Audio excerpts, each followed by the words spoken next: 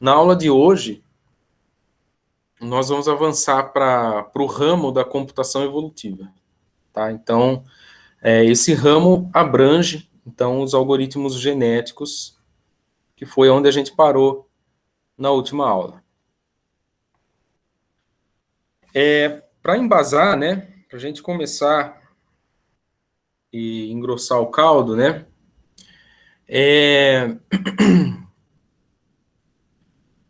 existem alguns problemas, né, dentro da área de otimização, né, e esses problemas se referem à otimização combinatória, que é quando você busca soluções ótimas em um conjunto discreto, né, um conjunto finito de soluções que sejam satisfatórias, né. Então, a gente viu na aula passada que nós podemos acabar confrontando, né, com espaços de estados que são contínuos. E nesses espaços contínuos a gente tem, então, infinitas soluções, tá? Então, a gente trabalhou com, mesmo no exercício, né, do hill climbing, a gente trabalhou em cima de uma função contínua, né? Então, a solução para essa função, ela está dentro desse universo numérico e o número de possibilidades, então, são infinitos, né? Entretanto, o próprio algoritmo, né, o subida de encosta que a gente trabalhou, né, graças ao step, né, ao passo que ele é definido para avançar para a vizinhança, isso acaba gerando uma espécie de discretização, né, desse ambiente, né, reduzindo o espaço, tá? Mas a gente pode confrontar com espaço contínuo. Por outro lado, então, a gente tem esses espaços que são finitos, que é quando você tem um conjunto discreto, né, um conjunto finito de soluções, tá? Em oposição ao espaço contínuo, né?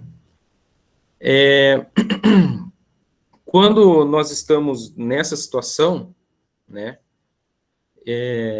a gente busca soluções dentro de diferentes áreas, tá? Pode ser a área de programação linear ou não linear, eu já falei sobre isso. Então, nós podemos acabar usando da matemática mesmo para tentar resolver esses problemas, tá? Seja contínuo ou de otimização combinatória, né? Então, muitos dos algoritmos usados provém da matemática, e um ramo da matemática que acho que para vocês deve se referir ao cálculo numérico, tá? No curso de engenharia, é um ramo da análise numérica, tá? No qual você tem métodos iterativos, por exemplo, para conseguir encontrar as melhores soluções desses espaços. A questão é que essas ferramentas, né, umas mais provindas da matemática, outras da estatística, elas deixam bem claro, e eu já vou tentar esclarecer isso nessa aula, que nós buscamos, tá? Todas essas ferramentas começam a adentrar num campo no qual você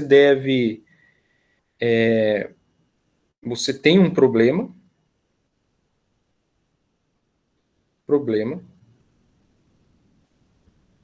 e você deve, de alguma forma, modelar esse problema. Então, desse problema, você obtém um modelo que seja capaz de resolver, né, ou abordar da melhor forma possível esse problema, de maneira heurística até, e muitas vezes heurística, né, a gente não tem uma solução analítica, e desse modelo nós extraímos uma solução. Então, é isso que eu gostaria que vocês pensassem firme, tá? Porque as coisas que eu venho apresentando não são, vamos dizer assim, algoritmos fixos, né, procedimentos fixos, tá? Ou universais para qualquer problema.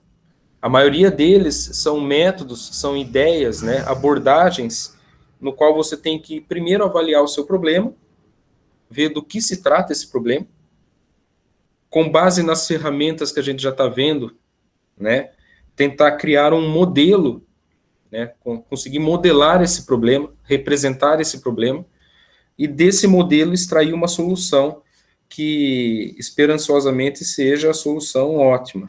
Tá? Mas eu já falei de heurísticas aqui e disse que às vezes a gente lança a mão de heurísticas por conta da busca da solução ótima ser intratável, tá? Não ser permissível, por questões de custo e recurso computacional. Beleza? Então,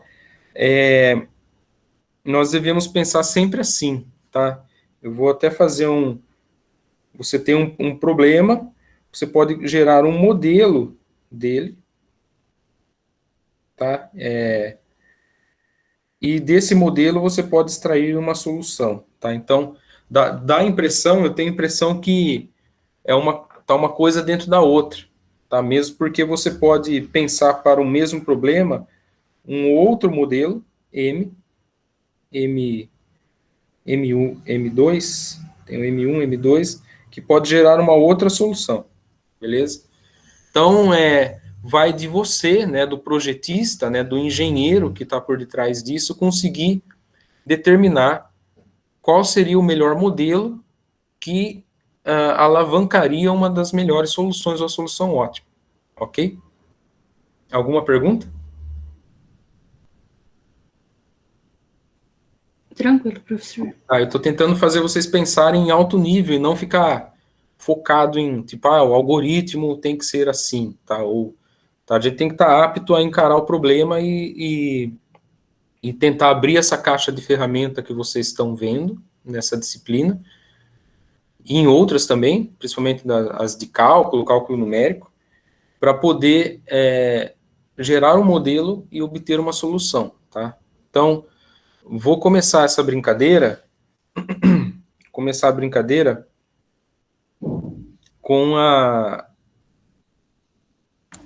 um exemplo clássico aí, tá? Aparece nos livros, né? O exemplo do problema das 8 rainhas. Alguém já ouviu falar desse problema ou não? Então, o problema das 8 rainhas é o seguinte: você tem um tabuleiro, né? 8 por 8, tá? Então, você tem aí, veja só, em cada coluna desse tabuleiro, você tem uma rainha, beleza? Uma peça rainha do xadrez, beleza? Veja que cada coluna tem a sua rainha, tá? Não pode ter uma coluna com mais de uma rainha, beleza? As colunas estão aqui, né? De 1, 2, aí vai até 8. Cada qual tem a sua rainha. O problema das 8 rainhas é o seguinte: vocês precisam dispor a rainha no corredor, né, na coluna no qual ela pode caminhar, tá? Então, no caso da primeira rainha aqui, ela pode caminhar para essa brincadeira aqui só em sua coluna, beleza? Ela pode se movimentar à vontade só na sua coluna. Nós precisamos dispor as rainhas nas suas colunas em certas posições que não ocasionem ataque mútuo, ok? Então, para quem joga xadrez aí, já viu, sabe como que é, a rainha, ela ataca, né, tanto na horizontal quanto na vertical e nas diagonais, certo? Então, nós precisamos dispor as rainhas de maneira que essas peças, nenhuma ataque outra, tá? Cada uma na sua coluna. Então, a ideia você fica movimentando nas colunas as rainhas, num ponto em que não coloque nenhuma e nem outra sobre ataque, tá? Um exemplo.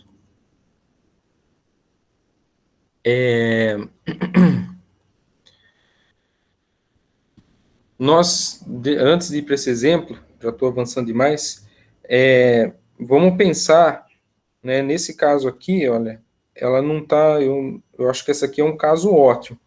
Deixa eu ver. Alguém está vendo algum ataque aí ou não? Aparentemente nenhuma ataca a outra aqui. Isso aqui seria talvez a solução ótima, tá? Mas como eu poderia, se eu desse para vocês esse problema, tá? Se eu colocasse esse problema para vocês, eu quero um sistema que consiga determinar posições das rainhas de maneira que não hajam ataques mútuos, tá? Se eu focar numa delas aqui, vai pegar essa aqui, ó, eu verifico para ela tá atacando alguém na horizontal? Não. Na vertical não tem como, né? Mesmo, mas ela poderia. Mas não tem como porque eu disse que cada coluna tem só uma rainha. E diagonais, ela ataca? Não, na diagonal ela não está pegando ninguém. Beleza? Nem na outra diagonal. Ó. Ela também não ataca ninguém. Tá? Então eu quero dispor todas elas de maneira que nenhuma ataque outra. Beleza? Se eu dissesse para vocês isso, se é possível fazer um sistema que encontre essas soluções, veja, pode ter mais de uma, né? Essa é uma solução, pode ter outras. Como vocês começariam a criar a solução para esse problema, ou modelar esse problema para encontrar uma solução? Conforme o que eu havia dito aqui, né, as abordagens que a gente está vendo são abordagens no qual você deve ter uma função objetivo e essa função deve ser minimizada ou maximizada. Tá? E aí você vai modelar o seu problema de maneira que você consiga caminhar, ou fazer o seu agente, né, lembra da parte de agentes, caminhar para aquelas soluções que minimizem ou maximizem essa função objetivo. Então, qual poderia ser essa função objetivo? Né? Como que eu determino? Para esse problema, um exemplo, tá? Vejam só, eu estou tentando projetar, né, projetar resoluções, né, projetar modelos para resolver o problema. Para esse caso, a minha função objetiva pode ser o número de pares de rainhas sob ataque mútuo.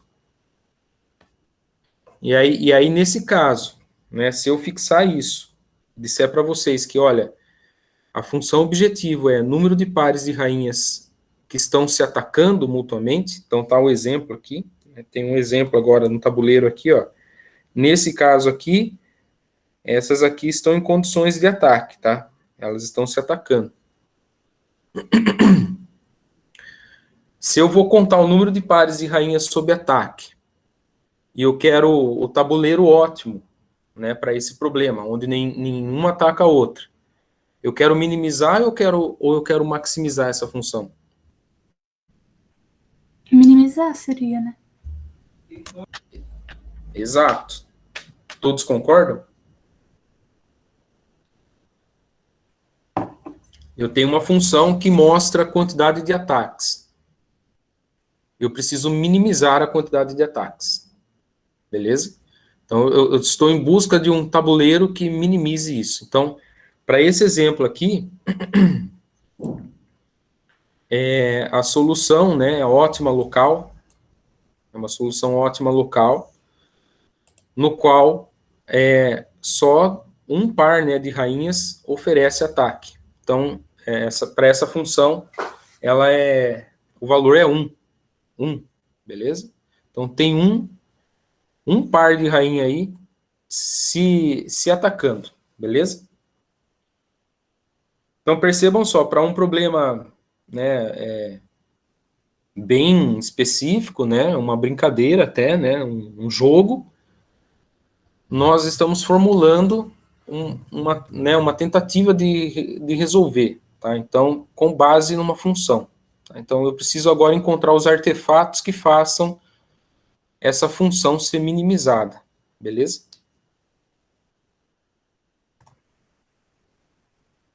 Vamos avançando aqui. Então,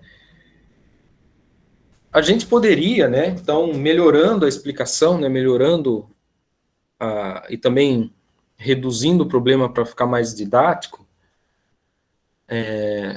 de qual é esse jogo, essa brincadeira, se a gente observar uma resolução olhando a melhor vizinhança para cada coluna, baseado em algoritmos como subida de encosta, né, poderia resolver isso, dentre outros. Esse aqui é um exemplo em que, em alguns passos, nós encontramos a solução ótima. Tá? E aí a gente reduziu, esse é um problema, na real, de 4 rainhas, né? Nós reduzimos o problema, tá? Então, um problema de 4 rainhas. Então, veja só, inicialmente, a minha função era 5, né? 5. Depois, né, de um movimento, vamos imaginar que você tem os agentes operando e aí você tem um movimento, tá? Você toma uma ação no qual você movimenta para a sua vizinhança uma das rainhas, tá? Então ela se deslocou da sua posição para uma outra. Ela só pode andar na coluna, né? Então ela movimentou e aí melhorou, olha, a função objetivo diminuiu. Então ela evitou alguns ataques, tá? Para um outro caso aqui, numa segunda iteração, né, numa próxima iteração, na outra coluna, uma outra rainha se movimentou para sua vizinhança e a gente encontrou a solução ótima, beleza? Então a brincadeira é essa. Como eu vou ficar movimentando as minhas rainhas nas colunas, de maneira que eu consiga minimizar essa função, beleza? Então, esse é um problema clássico abordado nos livros, né? Principalmente no livro do Russell e Norvig, né, de inteligência artificial. Entretanto, embora pareça ser uma brincadeira, para o problema de 8 rainhas, o espaço de estados contém 17 milhões de estados aproximadamente. Então você tem 17 milhões de possibilidades num tabuleiro com 8 rainhas. Na realidade, né, para cada movimento de uma rainha, num tabuleiro de 8, com 8 rainhas, você vai ter 56 outros sucessores. E aí, para uma próxima, aí você se movimenta e você vai ter outros 56 sucessores, que você deve escolher como prováveis soluções que levem, né, a um bom resultado ou resultado ótimo. Tá? Então, ocorre aí, então, uma explosão de combinação, né, de peças, que faz esse espaço de estado ser gigantesco. Tá? Então, mas de maneira maravilhosa, né, bem legal, muitos dos algoritmos que a gente está vendo aqui conseguem resolver isso em algumas mudanças de peça, tá? Não muitas iterações são necessárias para encontrar um resultado razoável, tá bom? O que acontece é que, conforme eu já tinha falado, em muitas dessas funções, né, a gente até desconhece, né, por exemplo, para esse caso aqui, como é essa função, né? Qual o comportamento dela, ou como se apresenta essa função, entendeu? A gente não tem nenhum estudo maior, ou às vezes é muito difícil ter, né? Então, muitas das funções que a gente trata, né, elas são multimodais. Eu já havia falado sobre isso. Quando unimodal, você tem só se você quer minimizar os ataques, né, você deve chegar aqui nesse vale aqui embaixo, beleza? Quando é unimodal.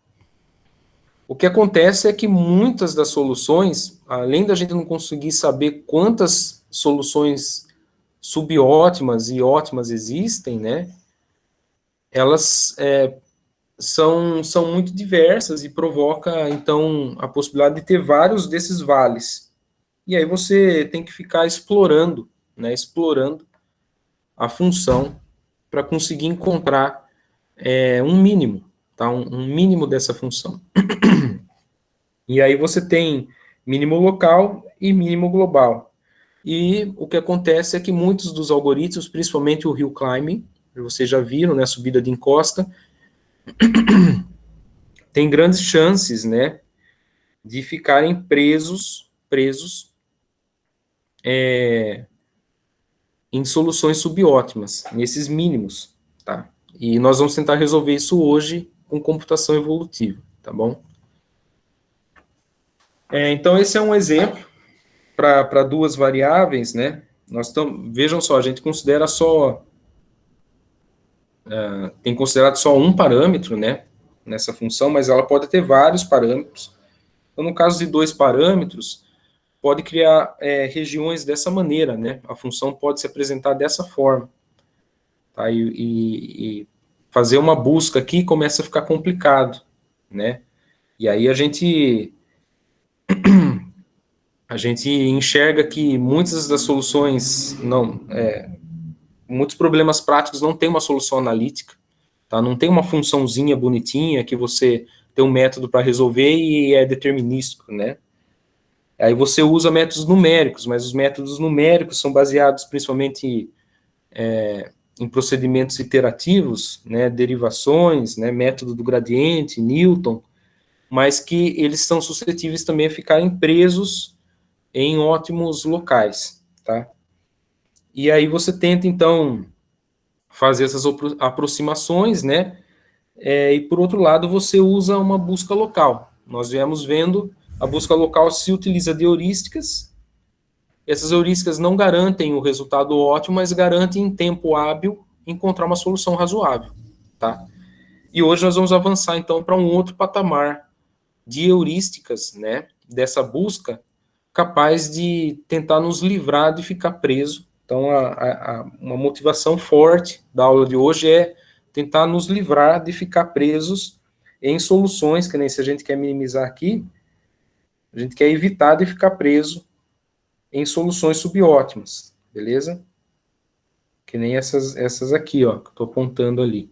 Então, a gente tem uma solução subótima, eu quero evitar de ficar preso ali, eu quero encontrar o mínimo, tá? O meu mínimo está mais próximo aqui, mais próximo dos 5 negativos aqui, tá? Dos valores negativos aqui, menos 5. Tá? Então, o que eu vou apresentar hoje fornece meios interessantes da gente se livrar de ficar preso em soluções subótimas, ok? Alguma pergunta? O Google está falando comigo aqui. Sai. Vamos lá. Então, para a gente começar a entrar nisso, né, em como a gente vai resolver isso,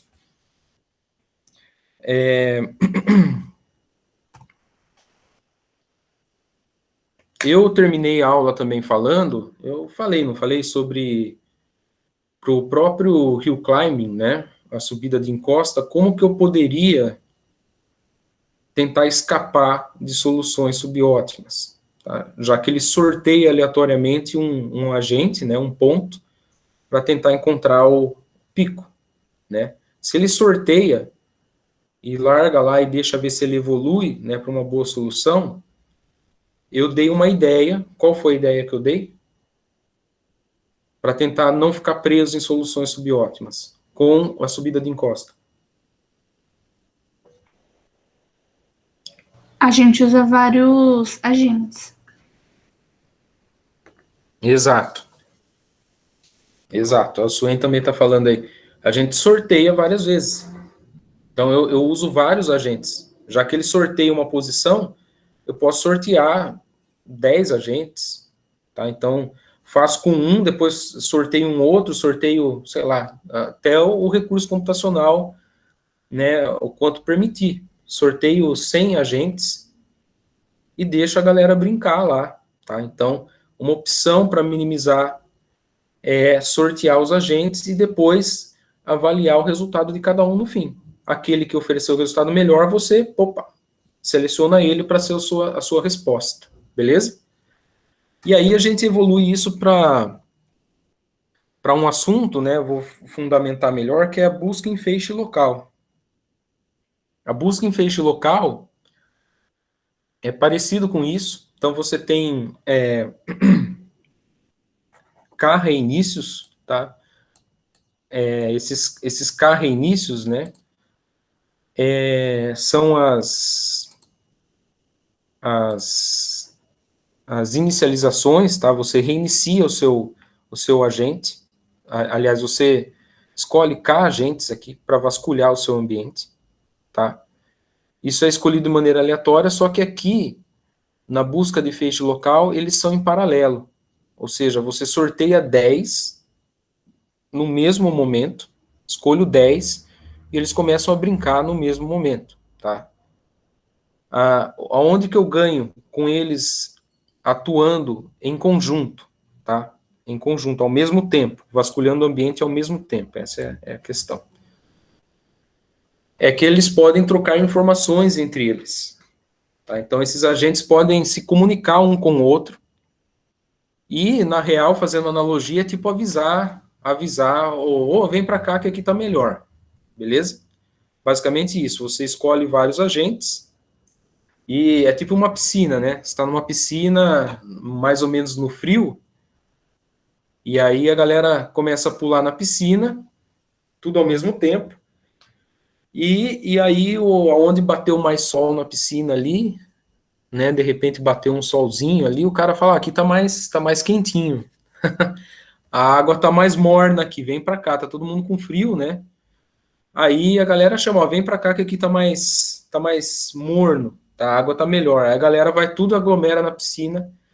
Uma pena, né? Na pandemia a gente não pode fazer isso, né? Mas tá proibido, ó, não é apologia a aglomerações, hein? Por favor. Que dá vontade, dá, né? Mas por enquanto, né? Que pena, né? Mas entenderam, né, o espírito. Então, a ideia é que esses agentes vão trocar informação entre si e falar, olha, vem para cá que aqui está melhor, tá? A busca parece ser mais promissora por aqui, beleza? O que acontece é que isso também leva a um problema. De repente, que nem falaram aí, vai gerar uma aglomeraçãozinha e, de repente, vai todo mundo ficar preso em uma solução que pode não ser a melhor, ainda assim.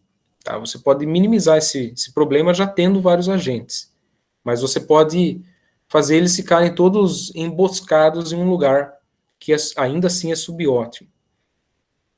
Nesse caso, a gente pode pensar num feixe local estocástico. Tá? O estocástico, quando eu digo estocástico, e isso vai fazer bastante sentido aqui, nós estamos contando com uma aleatoriedade. Então, quando o feixe local é estocástico, a gente favorece uma diversidade, tá? De maneira que os sucessores para uma certa solução, para um certo ponto, são escolhidos ao acaso, beleza? E sendo escolhido ao acaso, isso evita uma concentração, tá? Evita aglomeraçõezinhas, tá? Tende a minimizar aglomerações, tá? Em uma região. Então, embora a galera fale, ó, vem para cá, os sorteios aleatórios fazem com que, de repente, você pule para um outro canto da piscina, beleza? Então, você, embora você tenha a chance de aglomerar, né, em um ponto, porque esses agentes estão trocando informação entre si, aqui no feixe local estocástico, você também conta com uma aleatoriedade na escolha dos sucessores. Aí isso faz, de repente, você ter um remeleixo e em vez de aglomerar, escolher ao acaso pontos que estão distantes dessa aglomeração. Esses pontos distantes, né, eles são escolhidos também levando em conta uma certa probabilidade, né? Então, a probabilidade de escolha desses pontos é maior quando os sucessores para uma certa solução, um certo ponto, oferece um melhor valor de função objetivo, tá? Então, aqueles que oferecem melhores valores da função objetivo têm maiores probabilidades de serem escolhidos ao acaso, tá? Então, você acaba tendo chances de ainda assim ser guiado para soluções melhores que as anteriores, beleza? Alguma pergunta?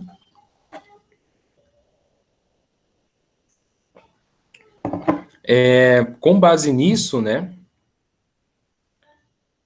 o engraçado disso é que a ideia do feixe local estocástico, com a ideia de sucessores, né, estados e a função objetivo, leva à ideia de seleção natural, tá?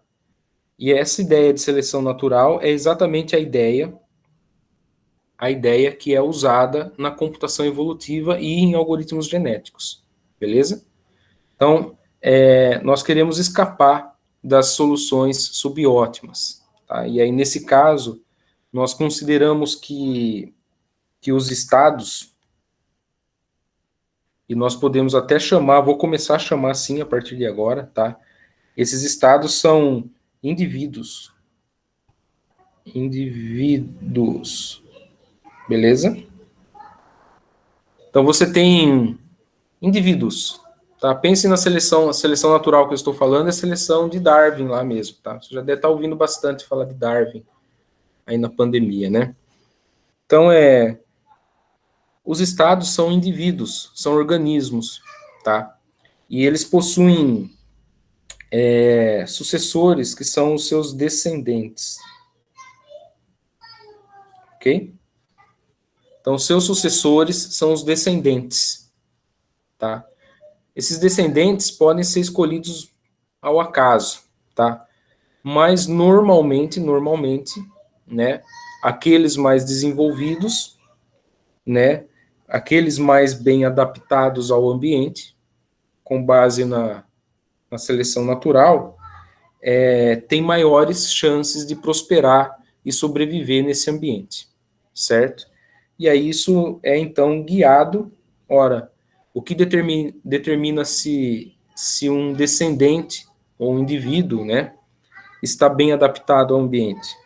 A função objetiva, tá?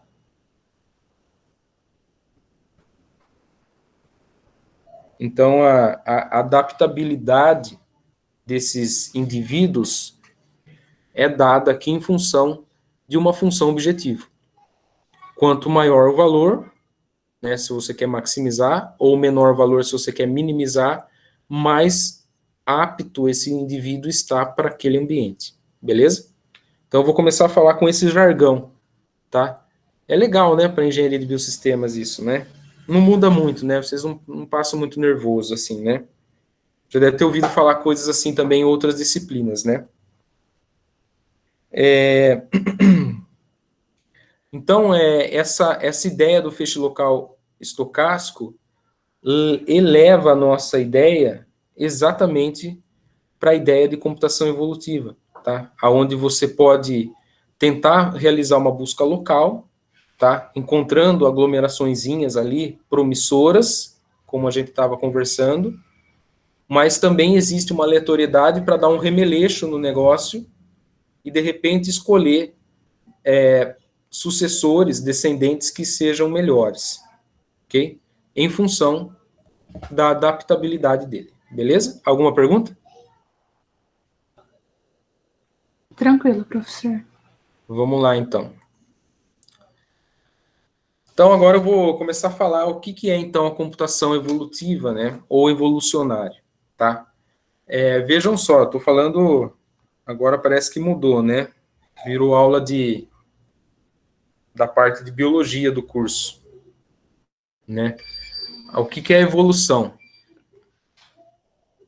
Para nós aqui, a evolução, e se for pensar mesmo, uma conversa de bar aí, né? A evolução é um processo de otimização do indivíduo, né? Cujo objetivo é melhorar a habilidade dele para que ele sobreviva, né? Para que ele melhor se adapte a um ambiente, beleza? Então vejam que isso tem bastante a ver com o que nós estamos fazendo. Se a gente enxergar que as soluções são indivíduos, a gente quer indivíduos, soluções aptas a resolver o nosso problema. Pensa lá no agente, né, e no espaço de estados dele, né, nos estados possíveis, nas soluções possíveis, né? Então, as soluções mais aptas, os indivíduos mais aptos, são aqueles que melhor se adaptam àquele ambiente, àquele problema, beleza? E são, por conseguinte, aqueles que fornecem melhores valores para a função objetivo, ok? Essa ideia provém, né, da ideia de Lamarck. Veja que novo não é, né, e errado não está. Pelo menos Lamarck tem uma parte da teoria dele que não é perfeita, né, não é completa a teoria dele, mas essa parte é interessante para a gente, né, a lei do uso e desuso. Então, nós queremos, com hereditariedade de um indivíduo, desenvolver aquilo que nos é interessante para o ambiente ou para o problema. Tá? Então, pense no ambiente como um problema. Então, para o problema, a gente quer desenvolver aquilo que é importante, tá? que caminhe para a solução. E a gente quer atrofiar aquilo que não presta. Soluções ruins, combinação de soluções que não vão levar. Vocês viram isso lá na busca em grafo, né? Quando queria chegar de um ponto ao outro pegando o menor caminho. Tem caminhos que você vê, cara, esse caminho não vai levar para a solução boa. Tá? Então você quer atrofiar esse caminho, beleza? A seleção natural, né? Talvez o foco, né? O mais importante desse tema da computação evolutiva, que é os indivíduos, as soluções, elas competem entre si, e aquelas que são mais aptas, né, as soluções mais aptas, vão ter maiores chances de sobreviver e se reproduzir, tá? Agora ficou uma misturança, né?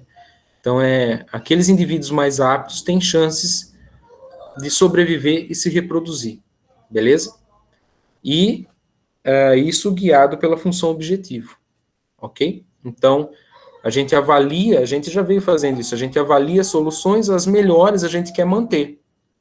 As que não são boas vão ter maiores chances de desaparecer, beleza? Então, as mais aptas devem continuar nas próximas iterações, que aqui a gente chama de geração, tá? E também aqui pega uma parte de cruzamento genético de Mendel, né? Alguém lembra do Mendel, né? Não sei se vocês já viram, né? Certamente o experimento com ervilhas dele, né? Talvez um dos primeiros experimentos genéticos aí. Então, a gente usa aqui também na computação, dentro desses algoritmos, cruzamento genético, tá? Para transmitir características de soluções que são os pais para seus descendentes, beleza? Então, a gente transfere características para os sucessores, ok? Através da combinação do material genético, tá? Eu já vou falar mais sobre isso para entender, tá? Não vamos precisar de um laboratório de bioquímica, não, tá? Fica tranquilo. É fato que essa computação evolutiva, tá, não é nova, tá? O assunto não é novo, e vários centros, né, ao redor do mundo estavam pesquisando essa mesma ideia com diferentes abordagens, mas todas elas muito parecidas e cada um chamou de um nome, tá? Então, hoje tem uma divisão bem interessante, mas vejam só que lá em meados da década de 60, vários pesquisadores evocaram suas terminologias aí e avançaram em situações, em abordagens parecidas com o que eu estou falando até agora, tá? E aí chamaram de estratégia evolutiva, programação evolutiva, tá? Algoritmos genéticos,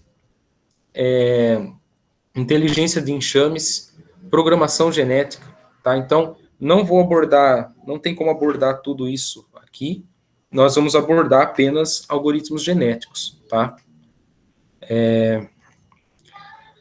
Só fazendo um parênteses, né, a inteligência de enxames usa o comportamento coletivo, então percebam que agora, não falei explicitamente, mas a gente está lidando, né, uma das formas da gente livrar das soluções subótimas é também a gente ter um conjunto de agentes.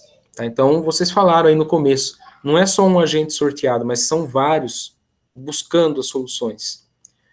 E isso a gente chama aqui de população. Então, a gente tem uma população de indivíduos que tende a ir evoluindo geração a geração. Tá? Essa ideia expressa a ideia de comportamento coletivo. Tá? Então, você tem um coletivo, né, de agentes que buscam atingir um bem comum. Tá? Então, existem abordagens baseadas em colônias de formigas para encontrar caminho mais curto, resolver problemas que a gente abordou lá no começo o problema do caixeiro viajante, etc. Tá? Baseado em colônia de abelhas, no padrão de voo de pássaros e morcegos de vagalume. Então, cara, essa área de inteligência de enxames eu estou dando esse enfoque, porque é um outro mundo a ser explorado, aonde existem vários algoritmos, todos eles com inspiração biológica. Então, vejam só, a gente tem inspirações na natureza, então isso que é interessante. Tudo isso inspirado na natureza. Desde quando a gente começou a falar de IA, na ideia de tentar representar o neurônio humano matematicamente, nós estamos expressando ou mimetizando a natureza, e aqui continua. Tá? Então, é daí que a computação evolutiva e inteligência de enxames tem um pé na inteligência artificial, né, que é tentar simular um comportamento, né, biológico, um comportamento inspirado na natureza, no humano, né, na pessoa, em nós, né, para então tomar decisões interessantes. Então, aqui, o comportamento baseia-se até no voo de vagalumes, por exemplo. Então, tem os algoritmos aí, Firefly, algoritmo BAT de morcego, né? Tem outros também, o PSO, os baseados em sistemas artificiais imunológicos, tá? Mas a gente não vou abordar tudo isso, eu estou mostrando que o campo é vasto, tá?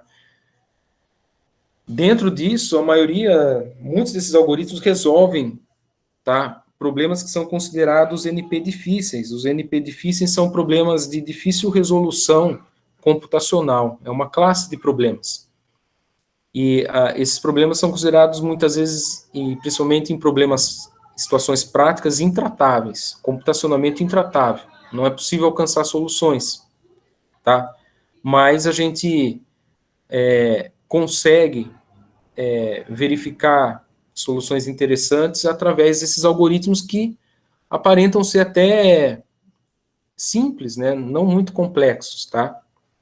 E eles chamam isso, né, a literatura chama isso, às vezes resume isso nas tais meta-heurísticas. Então, eu falei de heurísticas, e vocês podem ouvir falar bastante de meta-heurística. Então, esses algoritmos são chamados de meta-heurísticas também. Tá? Meta-heurísticas porque a ideia é que se tenha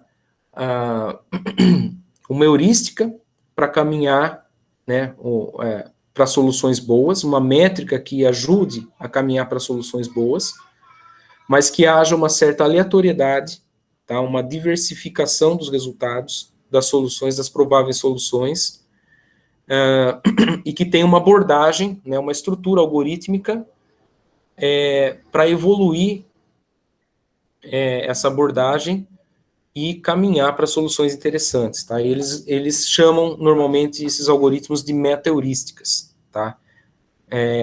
Deixo aqui alguns links, principalmente não é o livro completo, mas é a página do autor aqui, onde ele deixa um resumo de um livro bastante legal, tá? Tem só os principais trechos do livro, não está o livro completo, tá? Que são algoritmos é um livro sobre algoritmos de otimização inspirados na natureza. E fala de tudo isso, tá? Fala desses algoritmos aqui, ok? Toca nesses assuntos que eu estou dizendo. Deixo aqui um outro link também, que é uma proposta de um algoritmo evolutivo, de evolução diferencial, que eu fiz em um artigo científico, faz tempo já, e que fala também dessas ideias que eu estou tratando, tá? Do espaço de soluções e como a gente consegue avançar. Nesse caso, esse algoritmo é um algoritmo de evolução diferencial, que é um algoritmo evolutivo inicialmente proposto na década de 90 e que consegue resolver problemas no domínio real, né? Então, ele consegue resolver problemas cuja solução são números reais, tá? Fazer aproximações de números reais em espaços contínuos, tá? Então, isso aqui é interessante, tá? Mas nós vamos focar hoje só em algoritmo genético, beleza?